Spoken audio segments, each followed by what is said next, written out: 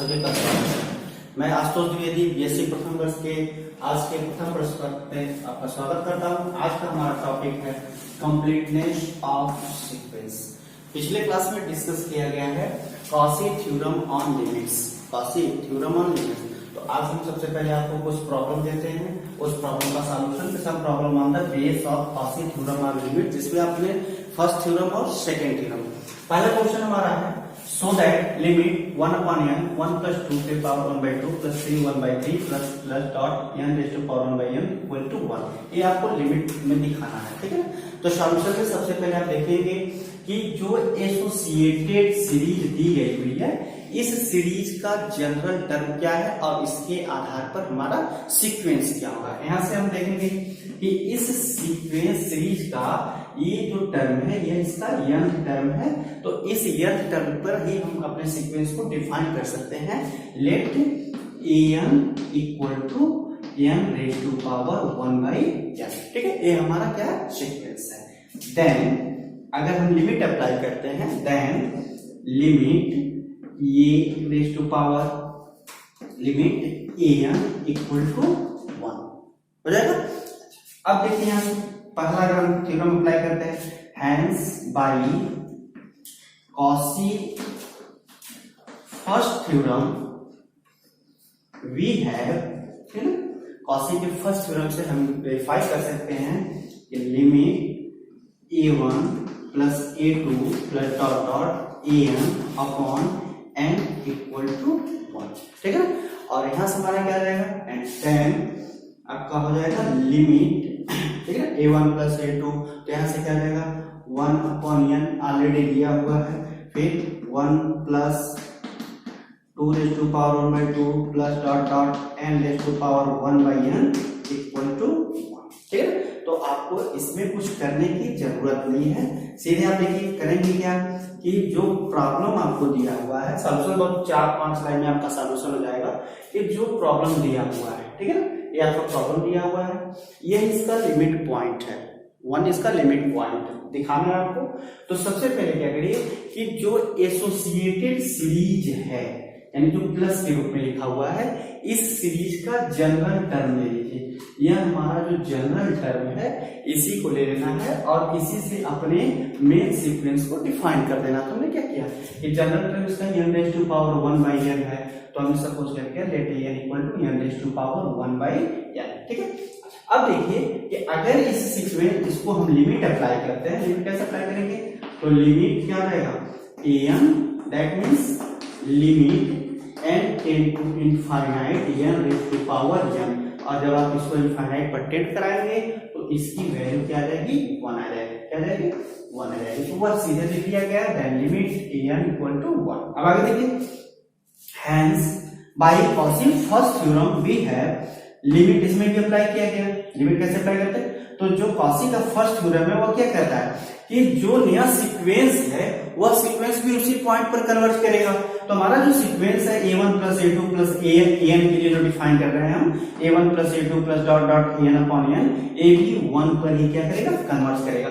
और यहां से आप क्या कर सकते हैं, a1 की वैल्यू आपने पुट कर दिया 1 अपॉन n, ऑलरेडी आपने यहां लिख दिया। a1 की वैल्यू 1 है, a2 की वैल्यू यहां से 2 रेज टू पावर 1, n की value 1 raise to power 1 by n। तो a भी क्या करेगा 1 पर प्रूफ क्या हो जाएगा 1 पर कन्वर्ट करेगा। तो इस तरीके से हमने इसको क्या किया, प्रूफ किया। अगला देखिए, सेम बिल्कुल इसी पैटर्न पर हम इसी को दूसरे कॉची का जो दूसरा थ्योरम उसके आधार पर एक क्वेश्चन सॉल्व करते हैं। तो ये जो प्रॉब्लम है बहुत इंपॉर्टेंट रोल लेते हैं, बहुत ही ज्यादा इनका कैरेक्टर है। अब आपका देखिए दूसरे थ्योरम के आधार पर दूसरा हमारा प्रॉब्लम है, सो दैट, प्रॉब्लम देखेंगे, सो दैट 2 बाई 1, ठीक है, 2 बाई 1। दूसरा प्रॉब्लम देखेंगे, इसका दूसरा term 3 by 2 raise to power 2, 3 by 4 raise to power 3 dot dot n by n plus 1 raise to power n, ठीक है ना। n प्लस ये आपका क्या है 2 3 बाई 4, ठीक है ना। ये हो जाएगा n plus 1 raise to power n raise to power n, ठीक है। और ओवर ऑल का जो पावर है वो e के नंबर। क्वेश्चन देखेंगे, आपको क्या दिया हुआ है, शो दैट 2 by 1 3 by 2 का स्क्वायर 3 by 4 का cube dot dot n + 1 by n raise to power n, तो 1 by n equal to n, ये आपको प्रूफ करना है। तो देखिए सबसे पहले ऐसे में आप देखिए कि यह कॉशी के सेकंड थ्योरम को वेरीफाई करेगा। सेकंड थ्योरम के आधार पर हम इसका सॉल्यूशन निकालेंगे। तो इसका जो सीरीज का जो n वां टर्म है, इस n वें टर्म से हम क्या दिखा देंगे कि हमारा सीक्वेंस क्या है, यानी सॉल्यूशन दे देंगे। सॉल्यूशन में हम सपोज करेंगे इफ an, ठीक है ना, यानी कि जो इसका मेन सीक्वेंस है an को क्या मानेंगे, ये क्या जाएगा था n प्लस 1 बाई n के पावर n, यह इसका क्या हो गया, मेन आपका सीक्वेंस हो गया। अब आपके पास क्या है, hence by Cauchy second theorem. Cauchy के दूसरे थ्योरम से आप क्या दिखा सकते हो कि अगर हम लिमिट लेते हैं, लिमिट लेंगे तो क्या ले लेंगे, limit a1 a2 dot dot an, ये था ना, an raise to power 1 upon n equal to e। अब देखिए कैसे इसको हम फॉर्म में दिखा रहे हैं कि ये लिमिट हमने लिया तो क्यों e के रूप में है।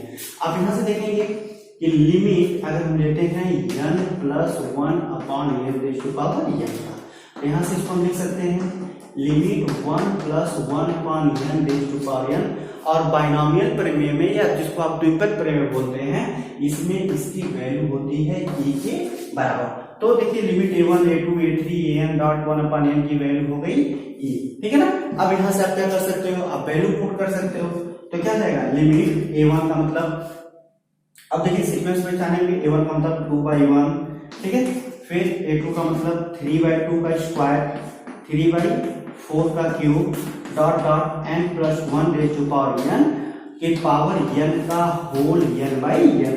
यह क्या हो गया आपका कॉशी सेकंड थ्योरम से वेरीफाई हो गया। यह किसके इक्वल होगा, ये भी कन्वर्ट करेगा किस पर, e पर। तो आप इसका क्या कर सकते हो, प्रूफ दे सकते हो। एक बार फिर मैं इसको रिपीट कर दे रहा हूँ।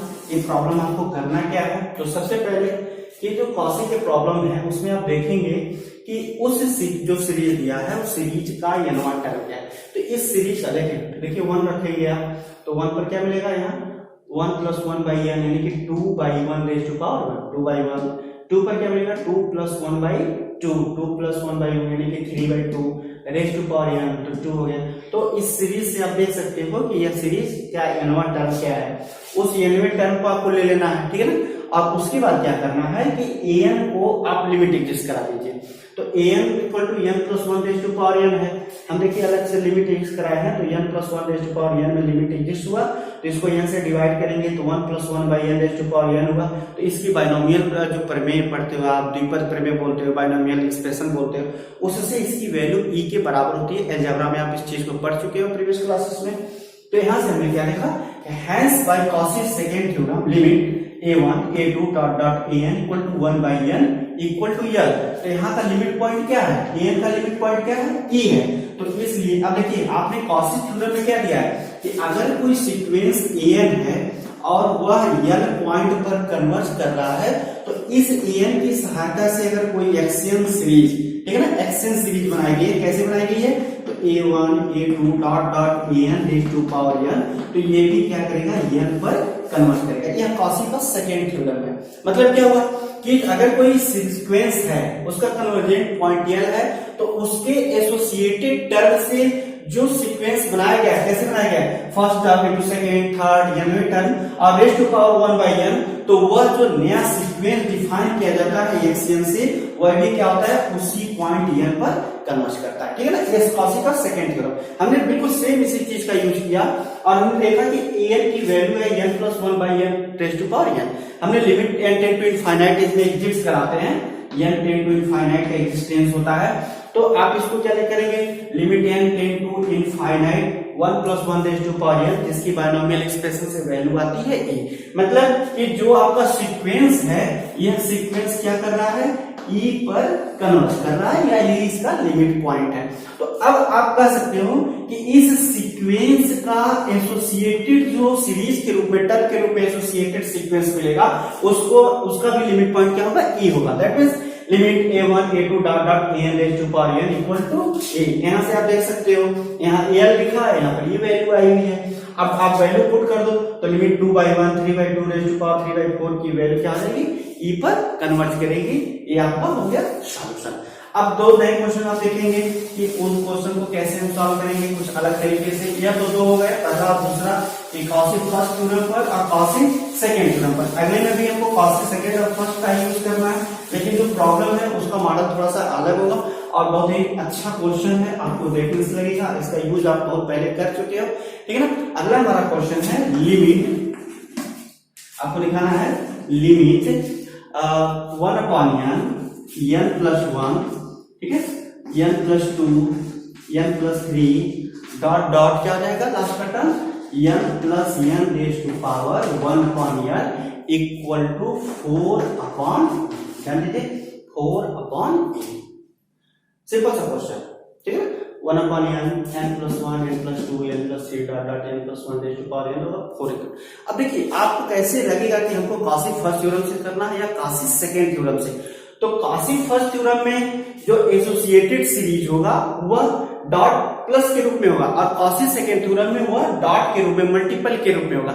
अब जरा इसको देख करके आप बता सकते हैं कि इस सीरीज का n वां टर्म क्या होगा, तो n प्लस n इसका क्या होगा n वां टर्म होगा। यानी आप यहां से ऐसे लिखेंगे सॉल्यूशन में, let an equal to n plus 1, n plus 2 dot dot n plus n, ठीक है, और अपॉन रेज टू पावर क्या जाएगा n के पावर आपका n हो गया। यहां से 1 अपॉन n बाहर है और रेज टू होल का पावर n है, तो इसको आप n के पावर n के रूप में लिख सकते हैं। देन अगला काम क्या करना आपको, an प्लस 1 लिखना, क्या लिखना an प्लस 1 अपॉन an लिखना। काम क्या करना आपको कि आप an निकालिए और an के बाद उसमें जहां n है वहां पर n प्लस 1 पुट कर देंगे तो an प्लस 1 एक नया सीक्वेंस मिलेगा। और जब इस सीक्वेंस का आप सॉल्यूशन निकालोगे तो आपको वैल्यू मिलेगी 2n प्लस 1 अपॉन, आप सॉल्यूशन करके देख सकते हो, रफ वर्क है n plus 1 raise to power 1 plus 1 upon n, यह इसकी वैल्यू होगी raise to power minus n। ध्यान देंगे यहां से हम अगर 4 को कॉमन कर लेते हैं तो 4 को अगर कॉमन करेंगे या 2 को कॉमन करेंगे, 2 यहाँ है 2 से यहाँ कॉमन कर लेते हैं, तो इसकी वैल्यू होगी 1 upon 2 raise to power n, ठीक है, और यहाँ से इसकी वैल्यू होगी 1 प्लस 1 अपॉन n और into 1 plus 1 raise to power minus 1 by n, ठीक है, माइनस n हो जाएगा।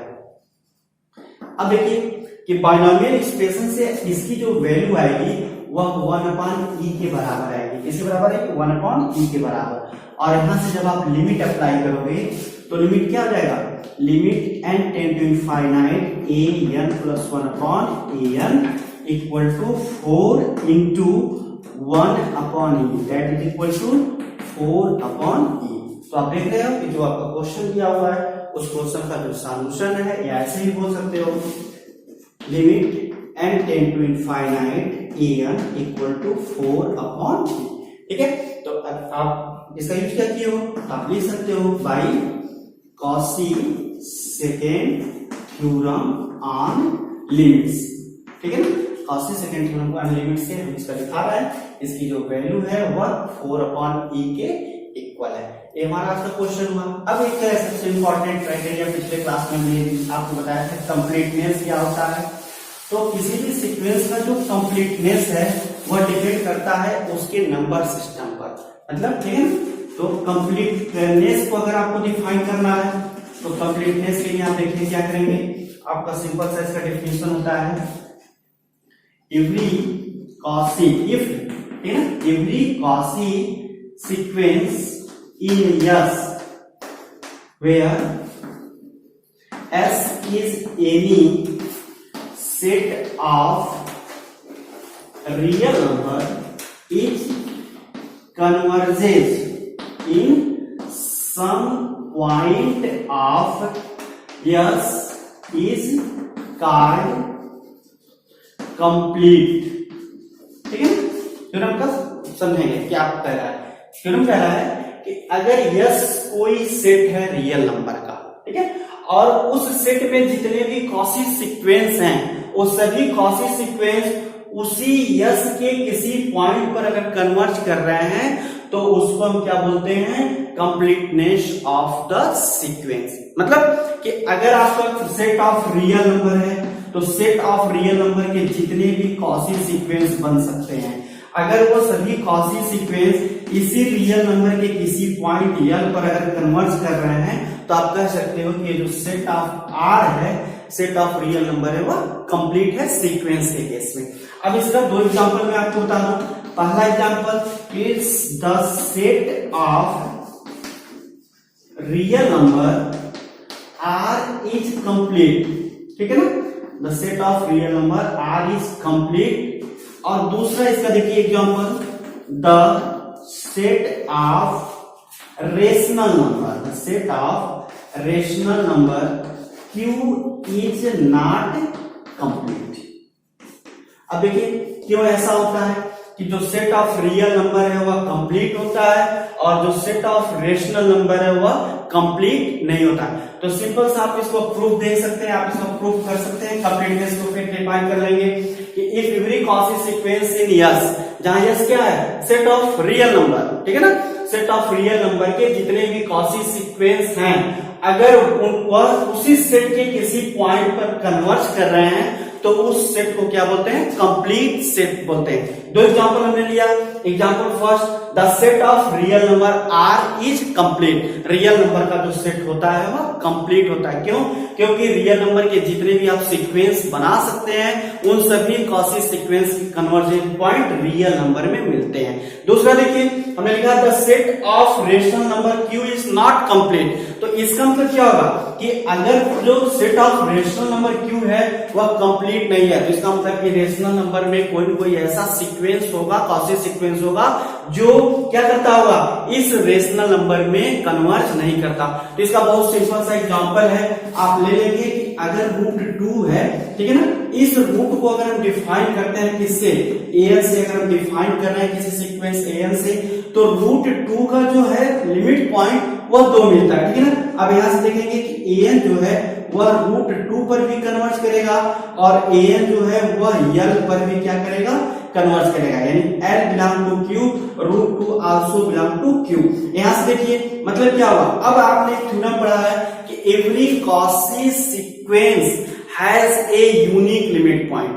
बस ना कि जितने भी कॉशी सीक्वेंस होते हैं उनके पास केवल एक ही लिमिट पॉइंट हो सकता है, लेकिन रेशनल नंबर के सेट में एक वैल्यू है, हमारे पास एक सेट an डिफाइन किया गया रूट 2 से, ठीक है ना। इस सीक्वेंस an के पास दो आपके पास लिमिट पॉइंट मिलेंगे, एक रूट 2 मिलेगा और एक यल जो आप डिफाइन किए हो। तो इसके आधार पर कह सकते हो कि जो सेट ऑफ रेशनल नंबर है वह कंप्लीट नहीं है। और कारण क्या है कि सेट ऑफ रेशनल नंबर में जो कॉशी सीक्वेंस होते हैं वह कॉशी सीक्वेंस किसी एक ही पॉइंट पर कन्वर्ज नहीं करते हैं, ठीक है ना, या तो कन्वर्ज भी करते हैं तो जो लिमिट पॉइंट होता है वह रेशनल नंबर का नहीं होता है और रेशनल नंबर के लिमिट पॉइंट न होने के कारण से यह set of rational number complete नहीं है। ये बहुत इंपॉर्टेंट क्राइटेरिया है कंप्लीटनेस ऑफ एनी सीक्वेंस। आप किसी भी सीक्वेंस का कंप्लीटनेस देख सकते हो। कैसे देख सकते हो कि आपको जो सीक्वेंस दिया है उस सीक्वेंस को देखिए कि वह किस सेट का है, किस रियल नंबर का है, किस नंबर सिस्टम का है, फिर उसमें लिमिट अप्लाई करिए। लिमिट अप्लाई करने के बाद जो लिमिट पॉइंट मिल रहा है, अगर वह लिमिट पॉइंट उसी सेट का मिल रहा है तो वह क्या हो जाएगा, आपका बोला जाएगा कि वह कंप्लीट है। और अगर नहीं मिल रहा है लिमिट पॉइंट उसी सेट का तो उस केस में वह कंप्लीटनेस के कंडीशन को फॉलो नहीं करता। दो example, the set of real number R is complete and the set of rational number Q is not complete. दोनों का मतलब क्या है कि रियल नंबर में आप किसी भी सीक्वेंस को लेंगे तो वह सीक्वेंस अनिवार्य रूप से उसका लिमिट पॉइंट आर में ही रियल नंबर के सेट में ही मिलेगा। लेकिन अगर आप रेशनल नंबर में कोई सेट सीक्वेंस लेते हैं, बहुत से ऐसे सीक्वेंस रेशनल नंबर में हैं, यहाँ पर लिखा है एवरी कॉशी, और रेशनल नंबर में बहुत से ऐसे सीक्वेंस हैं जो क्या होते हैं, उस जब लिमिट अप्लाई करते हैं तो उसमें उनका लिमिट पॉइंट एग्जिस्ट नहीं करता है, रेशनल नंबर में लिमिट पॉइंट नहीं आता है। जैसे एग्जांपल हमने दिया कि एक सीक्वेंस an को अगर आप रूट 2 पर डिफाइन कर रहे हैं तो रूट an का जो लिमिट पॉइंट हुआ रूट 2 रेशनल नंबर में और एक और लिमिट पॉइंट n मिलेगा। और आपने कन्वर्जेंस सीक्वेंस में दिया है every convergent sequence has a unique limit point, जबकि एक ही लिमिट पॉइंट होना चाहिए, यहाँ पर 2 मिल रहा है। तो कारण है कि यह जो सेट है रेशनल नंबर का वह कंप्लीट नहीं है। नेक्स्ट क्लास में हम लोग डिस्कस करेंगे कि completeness of R real number के कंप्लीटनेस के आधार पर क्या थ्योरम है और कैसे हम उनके साथ आधार पर प्रॉब्लम को सॉल्व करें। Thanks to watching me.